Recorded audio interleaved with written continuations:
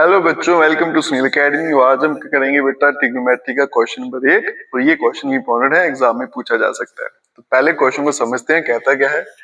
Statue 1.6 metre tall stand on the top of a pedestal.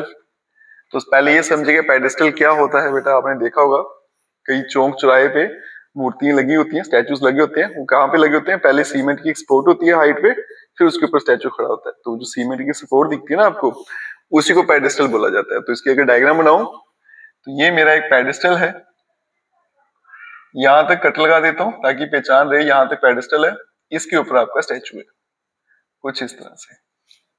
ठीक है। Statue 1.6 metre toll, statue जो है उसकी हाइट है 1.6 मीटर। ये पेडेस्टल है और ये मेरा स्टैचू है। तो यहां लिख देता हूं ये पोर्शन स्टैचू का और ये है आपका पेडेस्टल जो आपकी सपोर्ट होती है। From A point on the ground the angle of elevation of the top of statute 60 degree. आप ग्राउंड पे नहीं खड़े हो, angle of elevation of the top of statute. तो सबसे पहले कहां देखना है? स्टैचू का टॉप। तो स्टैचू का टॉप कहां है बेटा? यहाँ पे। तो इसको देख रहे हो आप, इसको यहां से जोड़िए। ठीक है। और एंगल जो बनता है वो 60 डिग्री का है। और फिर इसी पॉइंट से आपने कहां पे देखना है? Top of the pedestal. आपको कंफ्यूजन करने के लिए दिया है टॉप ऑफ पेडेस्टल। तो ये पेडेस्टल बेटा यहां से शुरू हो रहा है, यहां तक है, तो उसका टॉप ये है। तो फिर ऐसे जोड़ देंगे और एंगल जो बन रहा है अब वो बन रहा है 45। तो पेडेस्टल के टॉप के साथ 45 और ये जो ऊपर बन रहा था टॉप ऑफ स्टैचू उसके साथ बन रहा है बेटा 60 डिग्री। बन गया ट्राइंगल ए बी सी और बी। ये आपको फाइंड करनी है हाइट ऑफ द पेडेस्टल। उसको मैं h मान लेता हूं और इसको मैं x मान लेता हूं। नहीं भी मानोगे तो भी चलेगा, आप BC और AB से भी काम चला सकते हो। चलिए बेटा, हाइट ऑफ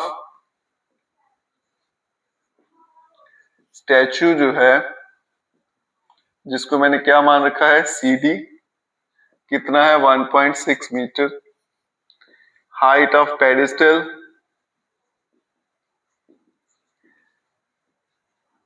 जिसको मैं क्या मान के चला हूं? BC, वो कितनी है? h metre. और AB को मैं x मान के चला हूं। और उसके अलावा आपके दो एंगल ऑफ एलिवेशन है। एंगल है बेटा एक DAB, ये है आपका DAB, बड़ा एंगल 60 डिग्री का था, और छोटा एंगल CAB, ये था 45 डिग्री का। अब चलते हैं पहले छोटी ट्राइंगल पे जहां पे एंगल 45 है। In right angled triangle ABC tan 45 perpendicular upon base. Perpendicular कितना है? BC, बेस कितना है? AB। BC को मैं h मान के चल रहा हूँ, AB को x। tan 45 1 होता है बेटा, तो h अपॉन x यहां बेस देंगे तो h इक्वल्स टू x। ये आ गई आपकी इक्वेशन नंबर 1। इसको संभाल के रखेंगे। यहां से मुझे कुछ नहीं मिला, बस एक रिलेशन मिल गया कि h और x दोनों आपस में बराबर है। अब चलते हैं नेक्स्ट ट्राइंगल पे। In right angled triangle DAB, इस ट्राइंगल में चले तो tan 60 परपेंडिकुलर, बड़ी ट्राइंगल का परपेंडिकुलर क्या है? BD, और बेस कितना है? AB। अब BD जो है बेटा दो लाइन से मिलके बना है। कौन कौन सा? BC प्लस CD और नीचे AB। tan 60 की जो वैल्यू है वो रहती है √3। BC कितना है? H। CD है बेटा 1.6 और AB किसके बराबर है? X। ठीक है। अब √3 equals to H plus 1.6 divided by x और h दोनों बराबर है, तो यहां भी मैं h लिख देता हूं क्योंकि मुझे height of pedestal x h की वैल्यू ही तो फाइंड करनी है। तो यहां पे लिख देता हूं फ्रॉम 1। अब इसको यहां भेज देंगे तो √3 into h equals to h plus 1.6। आगे चलते हैं, h वाली टर्म एक तरफ कर देता हूं, तो ये बनेगा √3h minus h equals to 1.6। h common ले लेंगे, √3 माइनस 1.6, तो h equals to 1.6 upon √3 minus 1। अब रूट वाली टर्म नीचे है तो रेशनलाइज कर लेंगे बेटा, +1 और √3+1। जिनको तो पता है ठीक है, जिनको नहीं पता तो क्या करना है बेटा, रेशनलाइजेशन में ये साइन हमेशा चेंज करना है। अगर माइनस है तो प्लस लिखना है, प्लस है तो माइनस, एक बार ऊपर एक बार नीचे मल्टीप्लाई करना है। ऊपर बन जाएगा 1.6, मल्टीप्लाई नहीं करेंगे, ऐसे रखेंगे, और डिवाइड में बेटा a+b, और a-b का फॉर्मूला क्या होता है, a का स्क्वायर, तो √3 का स्क्वायर -1 का स्क्वायर। यहाँ पे लग जाएगी आइडेंटिटी a+b, और a-b किसके बराबर हो जाएगा, a²-b²। तो ये बन जाएगा बेटा 1.6 √3+1 डिवाइड में 3-1, वो आपका कितना हो जाएगा 2, तो 1.6 √3+1 डिवाइडेड बाय 2, 2 से कैंसिल हो जाएगा तो आएगा 0.8। तो इसका मतलब आपका जो h है उसकी वैल्यू है 0.8 √3+1 मीटर। तो मतलब जो हाइट ऑफ पेडेस्टल थी वो थी आपकी 0.8 √3+1 मीटर, और यही इसका एग्जैक्ट आंसर है। अब चलते हैं बेटा नेक्स्ट क्वेश्चन पे, ठीक है। हेलो बच्चों, तो अब हम चलते हैं क्वेश्चन नंबर 9 पे। क्वेश्चन नंबर 9 का कहता है angle of elevation of the top of building from the foot of tower is 30 and the angle of elevation of the top of tower from the foot of building 60 degree. Statement पढ़ोगे थोड़ी सी confusing सी लगती है, लेकिन अब ध्यान से देखो तो यहाँ पे दो चीजों का जिक्र हो रहा है, एक बिल्डिंग है और दूसरा क्या है बेटा, टावर। तो एक बिल्डिंग भी बना लेता हूँ और एक टावर भी बना लेता हूँ, ठीक है। तो टावर हमारे यहाँ पे बड़ा होता है तो इसलिए मैं टावर को बड़ा बनाऊंगा, बिल्डिंग को थोड़ा सा मैं छोटा कर देता हूँ, ठीक है। यहां तक कर देते हैं हमारी बिल्डिंग। तो एक टावर है और ये आपकी बिल्डिंग आ गई, ठीक है, इसको बिल्डिंग।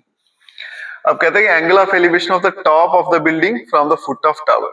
टावर के पांव में खड़े होके, फुट पे खड़े होके आपने बिल्डिंग के टॉप को देखना है, ये बिल्डिंग का टॉप है, और जो एंगल बनता है वो बनता है 30 degree. And the angle of elevation of the top of tower from the foot of building. अब बिल्डिंग के फुट से टावर के टॉप को देखना है ऐसे, और एंगल बनता है बेटा 60 डिग्री।